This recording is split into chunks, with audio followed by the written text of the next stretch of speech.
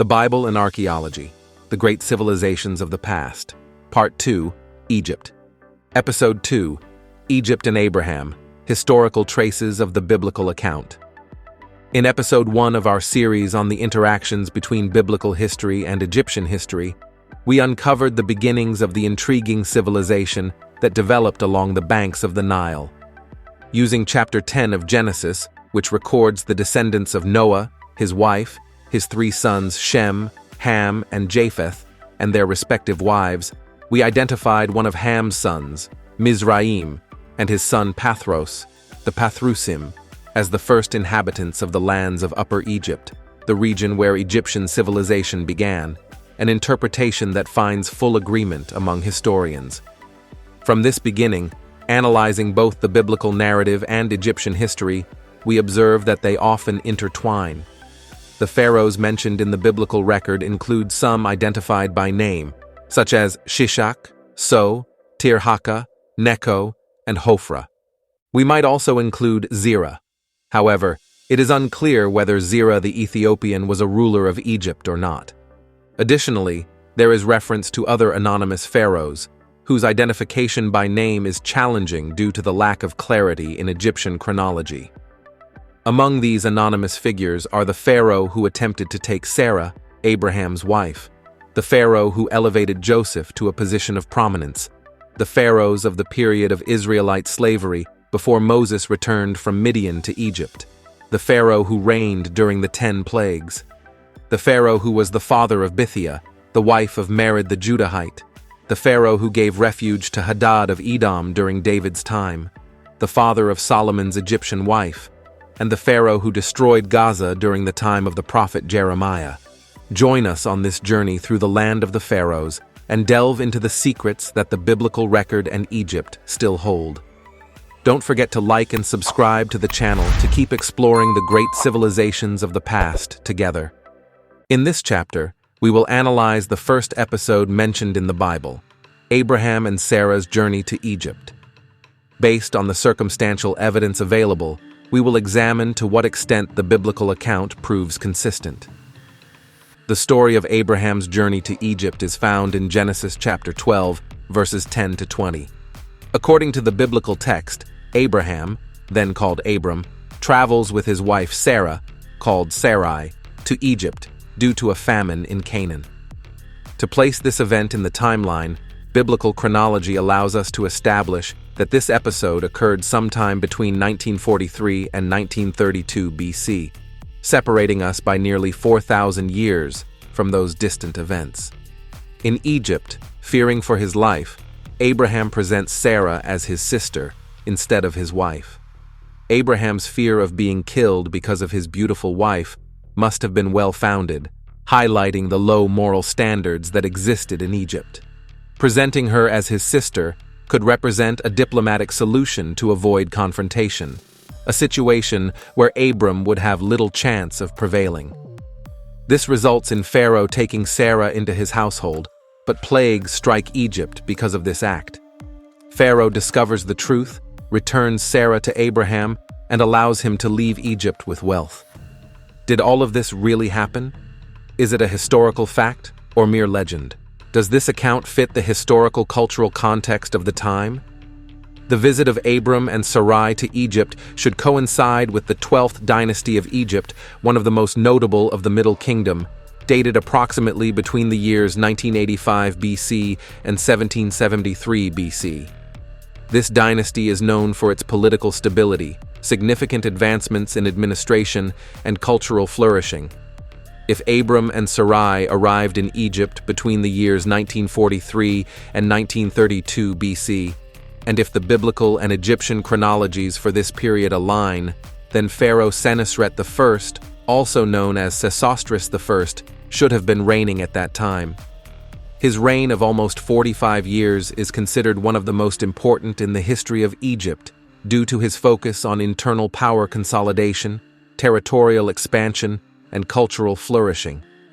Senusret I continued the reforms initiated by his father, Amenemhat I, to consolidate central authority and weaken the regional governors or nomarchs.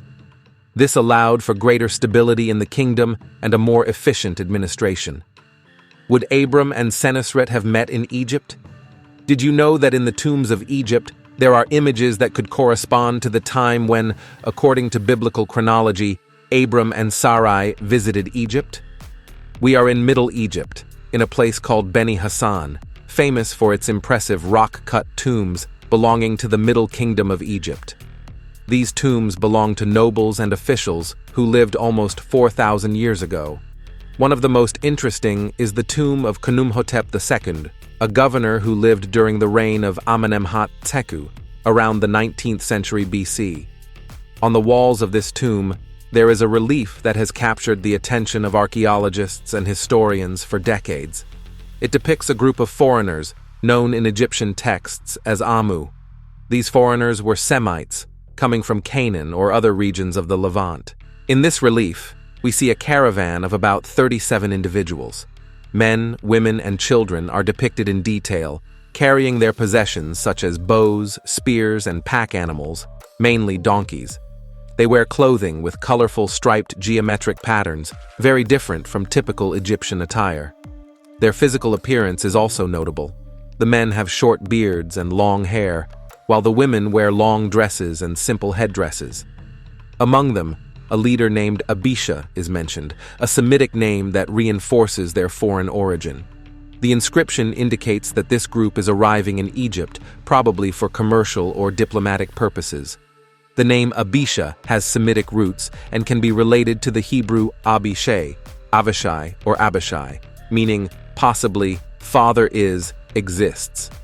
In the Bible, the most prominent character with a similar name is Abishai, a nephew of King David and a brave warrior mentioned in several episodes of the Old Testament. Now, if we look at the biblical chronology, we find something fascinating. According to the account in Genesis 12, Abram and Sarai traveled to Egypt due to a famine in Canaan. This journey would have taken place approximately between the years 1943 and 1932 BCE, during the height of the Middle Kingdom. This date range notably coincides with the reign of Senusret I and with the images of the Semites in the tomb of Khnumhotep II that we have just seen. Although we cannot assert that the representations in Beni Hassan specifically depict Abram and Sarai, we do know that such Semitic migrations to Egypt were common during that time. Moreover, the biblical account mentions how Abram presented Sarai as his sister to protect himself, a strategy that highlights the complexity of social and cultural relationships in that era. It seems that the custom of presenting a wife as a sister, though the story may seem strange, has literary and legal precedence according to studies on Near Eastern culture. In any case, Sarai was Abram's sister, sharing the same father but a different mother. Who were the Amu to the Egyptians? The term Amu that the Egyptians used to describe these foreigners was a general term encompassing the Semitic peoples of the Levant. Not only traders, they could also be nomadic shepherds, diplomats, or even temporary workers in Egypt. What is interesting is how the Egyptians represented them in art.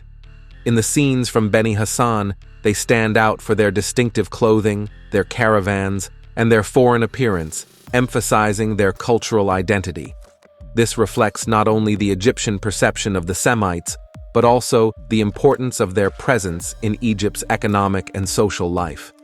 The most fascinating aspect of these representations and Egyptian texts is how they open a window to a world of complex cultural interactions, where trade, social, and diplomatic networks shaped the history of the region. This becomes even more relevant if we consider that we are analyzing a historical period during a time of human expansion, situated, according to the biblical narrative, just 10 generations after the flood in the days of Noah. This type of archaeological discovery reminds us that ancient stories, whether biblical or secular, do not occur in a vacuum. They are deeply intertwined with the events and cultures of their time. The images of Semites in the tomb of Beni Hassan are a unique window into that past, showing us how Egypt viewed its neighbors in the Levant and how these interactions shaped the ancient world. It is surprising how lightly some historians dismiss the biblical record as mere tales or legends. It would suffice to acknowledge that two neighboring nations like Egypt and Canaan, although separated by a desert, could hardly have avoided establishing trade relations and forging political alliances. These relationships are clearly demonstrated by both Hebrew and Egyptian literature. Like the epic tale of Sinuhe, an Egyptian literary gem, and the biblical story of Abram and Sarai's journey to Egypt, what do these stories have in common? More than you might think.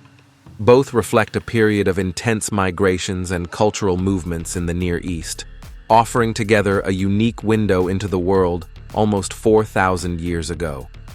The tale of Sinuhe is a masterpiece from the Middle Kingdom of Egypt, written around the 20th century BC during the 12th dynasty. It tells the adventures of Sinuhe, an Egyptian courtier who, after the death of Pharaoh Amenemhat I, flees Egypt to Canaan, fearing for his life. His journey leads him to a foreign land where he integrates into a nomadic community, marries and prospers, but always feels a strong desire to return to his homeland. The story details life in Canaan, including the hospitality of its inhabitants, tribal alliances, and living as a shepherd in a semi-desert environment. This is one of the earliest literary references to interactions between Egypt and Canaan in Egyptian literature, a key theme in our connection to the biblical narrative. Remember that in the biblical account of Genesis 12, Abram and Sarai also embark on a migratory journey. According to the biblical chronology, this occurred between 1943 BCE and 1932 BCE, a period that coincides with the Middle Kingdom of Egypt, curious in the same era when the Egyptian tale of Sinuhe emerges. Now, here is where things get interesting. Although the two stories come from very different traditions, they share key elements that allow us to glimpse how the world was during that time. Both Sinuhe and Abram migrate due to crisis situations. In the case of Sinuhe, it is a political danger after the death of the pharaoh. For Abram, it is a famine that threatens his livelihood in Canaan. This reflects that migrations at this time were a common response to adverse circumstances.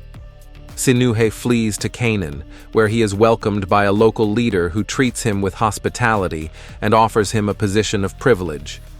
Abram, on the other hand, finds refuge in Egypt, where he establishes relationships with the pharaoh. Both stories highlight the importance of ties between Egypt and the peoples of the Levant. In Canaan, Sinuhe becomes involved in a duel with a local rival, a way to resolve conflicts that was common in that region. Meanwhile, Abram, by declaring that Sarai is his sister, avoids a direct conflict with the Egyptians, suggesting a strategy for managing complex relations in foreign lands. Sinuhe, despite his success in Canaan, yearns to return to Egypt, his homeland. This sense of nostalgia and belonging is a constant in migration stories, and although it is not explicitly mentioned in the account of Abram, his return to Canaan reflects the importance of the promised land in the biblical narrative. In conclusion, ancient stories offer a fascinating window into the dynamics of the civilizations that shaped the world we know today. By analyzing the tale of Sinuhe, the relief of the Beni Hassan tomb, and the biblical story of Abram and Sarai's journey to Egypt, a picture emerges, a rich and coherent panorama that supports the biblical narrative as a significant historical record, beyond its religious dimension. The relief of Beni Hassan shows caravans of Semitic peoples entering Egypt, with their distinctive clothing, offerings, and appearance. These details, dated to the time of Pharaoh Senusret III, reveal a cultural, commercial, and possibly migratory exchange that was not only common but essential in the region.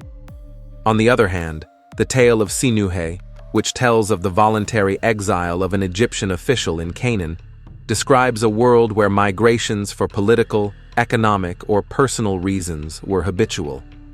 The details of this work, such as hospitality, conflicts over resources, and the return to the Egyptian homeland, reflect a socio-cultural environment in which Egypt and Canaan maintained constant ties, despite the desert separating them.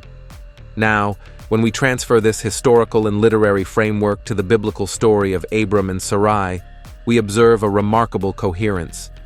The Bible describes how Abram, faced with a severe famine in Canaan, sought refuge in Egypt, a land rich in resources thanks to the Nile. This episode is not an isolated event, but fits perfectly into the migratory pattern of the time, where families, in times of need, crossed borders to secure their livelihood. This analysis invites us to reconsider how we perceive biblical stories. Instead of dismissing them as mere myths, we can see them as narratives that, though conveyed within a spiritual framework, contain layers of real history. They speak of migrations, international relations, and the resilience of people in a changing world. And this is just the beginning. In the next episode, we will explore the biblical story of Joseph, a young man sold as a slave who went on to become a high official in Egypt.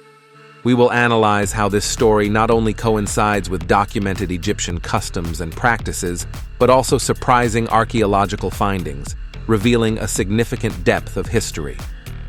If you enjoyed this video, don't forget to like and subscribe to the channel to not miss the next episode, where we will delve even deeper into the historical and archaeological connections of the biblical stories. See you soon.